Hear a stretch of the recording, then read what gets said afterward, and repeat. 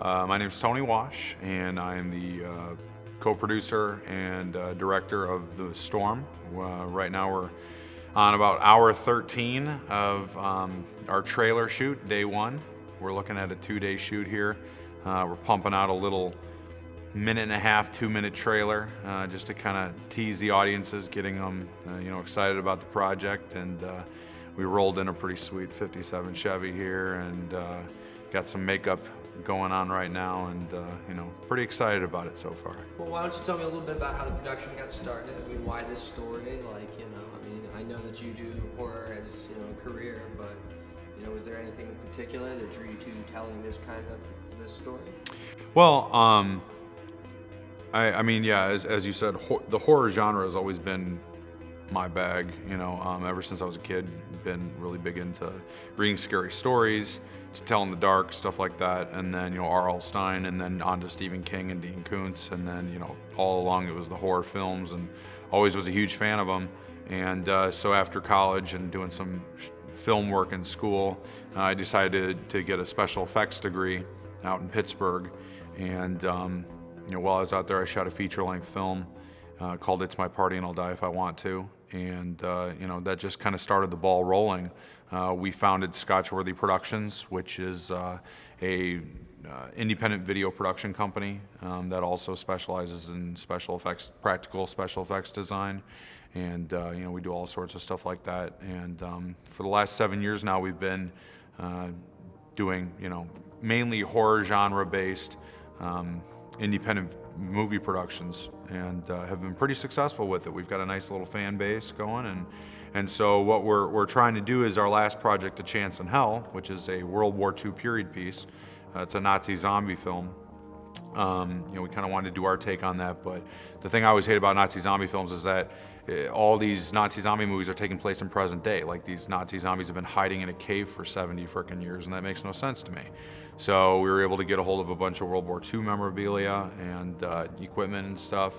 We had a 100-year-old factory, and we were able to do a nice little 8-day shoot. We made a 35-minute short film, and since then we've been basically trying to put that together and raise money to turn it into a feature on the big budget level.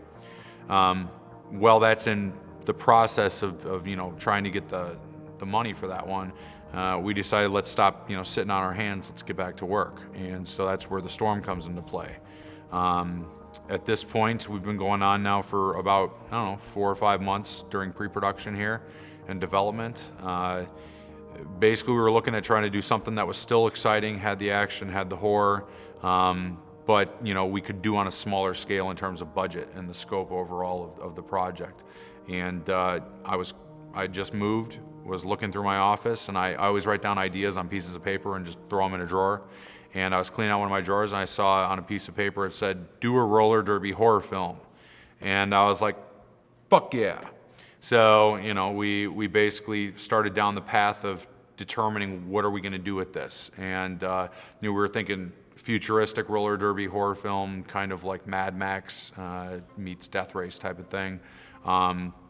We kind of thought about going the way of a cult, where you've got this family being sacrificed, and one of the family members escapes and runs into these roller derby girls, and now there's all these demons and shit chasing them, and then one of the guys was like, "What about aliens?" And we just decided to kind of go that route. And it's a spin that I haven't taken yet on a script or on a project, and so we're really excited about it.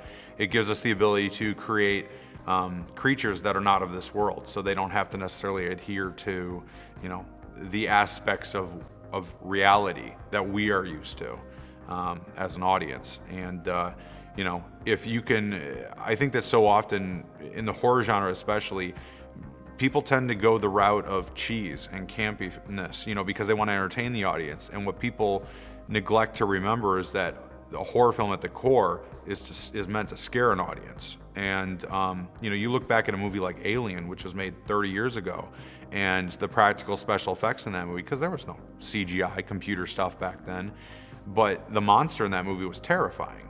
And to this day, I still think that those movies are some of the best movies, and they were made 25, 30 years ago.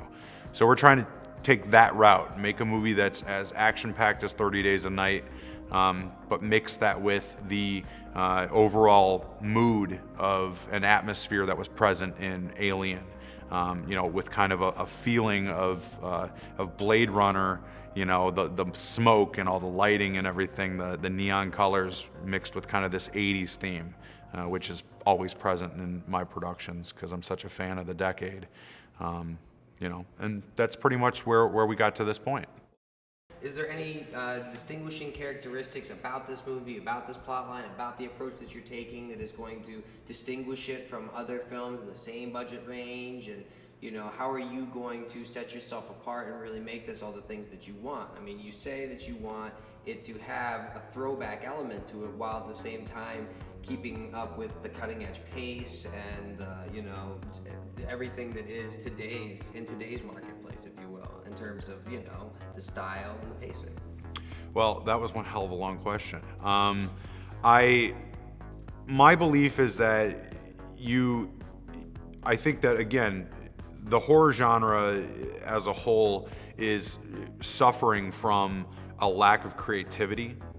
It seems like filmmakers nowadays, as a lot of people in the filmmaking industry, in the independent industry say, Hollywood has kind of gone the route of movies being made by businessmen and lawyers instead of by filmmakers and by artists.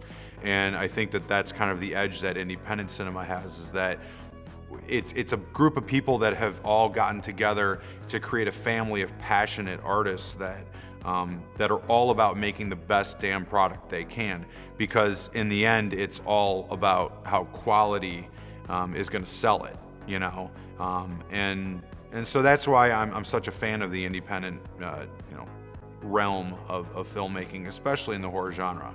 You have such a great audience that is very dedicated to it. We have conventions to go to and film festivals specifically geared for the horror genre. And so the thing that I kind of like is that this project, I feel, can separate us, as A Chance in Hell did in a way, in superior technological quality. Sorry, I botched it there. In the sense of, we're working with the highest quality video equipment. We're working with the RED cameras, shooting at 4K, which is really great. We have a crew of people that you really could not ask for in any other, or you would want in every other situation. And we're very fortunate to have people that are not only dedicated and passionate, but also creative, and all those aspects together. When you've got 40 people that all feel the same way and just want to make it the best damn thing they can, it really ends up making the overall project, a lot bigger than you'd think. You've talked at great length about, the process and the genre, and, you've talked a lot about how you've got people like lawyers and business people making it, and how we've entered into this independent era of filmmaking. But do you feel that, just anybody can take on a production and really make it something, or is it, the people that you have surrounded yourself with and that, whose respect that you've earned, that really make the difference? Oh, I think that that's all the difference. What is the difference? You have to... Yeah, no, I believe that's all the difference in separating what we're creating here from your run-of-the-mill independent film. And I'm not putting down other productions by any means. I think that anybody who has the will to, and the desire to make a movie can do that in today's day and age with the technology that we have at our fingertips and the relatively low cost. But with that comes the inevitable problem of being inundated with a lot of crap, for lack of a better term, and it's just a lot of people who do not know how to make a production run smoothly, who do not take the time to create the creative aspects. And do you think that you can? Well, I'm not, yeah, you know what, I'm going to be confident and say that I believe that the team of people that Scotchworthy Productions has put together is comprised of all the elements that are necessary to make a professional production. And fortunately, we have a group of people that are bringing talent, hard work, time invested as well as equipment to the table at a fraction of the union rates, which is allowing us to have a sweat equity level that is far superior to most productions. And so at that point we're able to make movies for a fraction of the cost. And not that we're all suffering, because we're all doing it for the love of it. At this point, we basically started production back in, or not production, but we started development back in, I would say late August. We started developing the story. I started working on the script, and we started really putting together the core of our crew, as well as prepping for auditions and whatnot. And we had originally intended on shooting this movie back in November. As time went on, we realized we did not have enough time for pre-production, given what we were trying to accomplish as we developed the story. And we decided also that we were going to try and raise significantly more money for our budget. So we pushed production back to the spring now, to hope for warmer weather, which weather always seems to be a problem for us, as well as just give us more time to develop the project, promote the project, and hopefully again raise more money for the project. And thankfully, because we've taken the time to get more development and be a lot more efficient about it, we've been fortunate enough to come across a group of people that we were not necessarily introduced to months ago, that have now become part of the production that we're very excited to have on board. It's given us a lot more time to work on the script and fine-tuning it and everything. At this point, I think everybody's really happy with the script. I think it's a lot of fun, and we're really looking forward to seeing this thing come to fruition. And then, the great thing too is just the ability to spend a good amount of time to sit down and work with our actors, audition people. We've, at this point, secured about, I'd say 75-80% of our cast, and we're very happy with the talent that we have on board. We're still looking to, once we start to develop our budget a little bit, we're looking to reach out to some name talent in LA, and hopefully bring them on board for some of the production.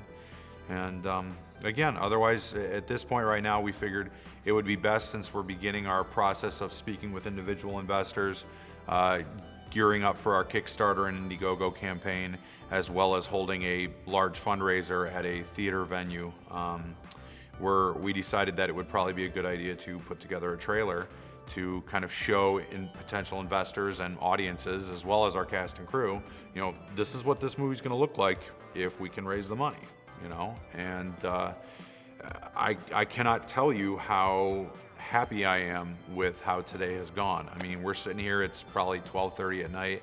We've been here since 11 o'clock this morning, and we were blessed with this wonderful warehouse location that the owner of the car graciously let us use for the entire day, with no ifs, ands, or buts in the contract, so to speak.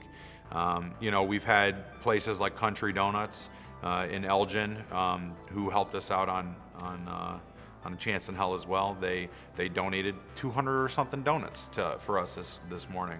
And we had probably 15-20 people here today working, just because they wanted to see something come of this project, because they believed in it.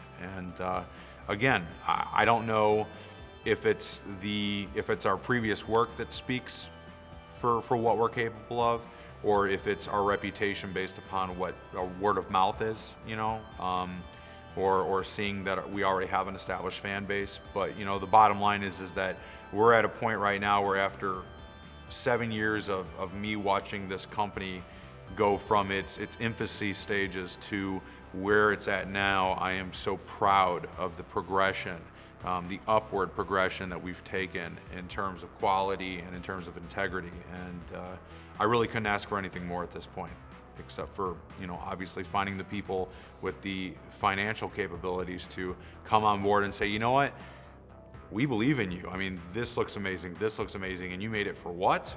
All right, let me give you some real money, because now we're gonna go leaps and bounds better, and that's where it's all at, baby. I'm just waiting for that moment, just waiting for that chance. for us all to check. shine.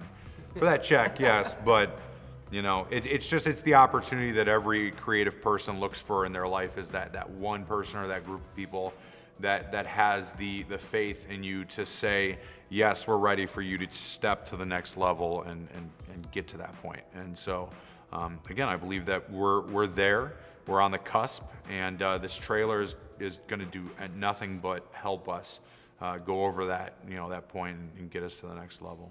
So, Thank you, sir. yeah.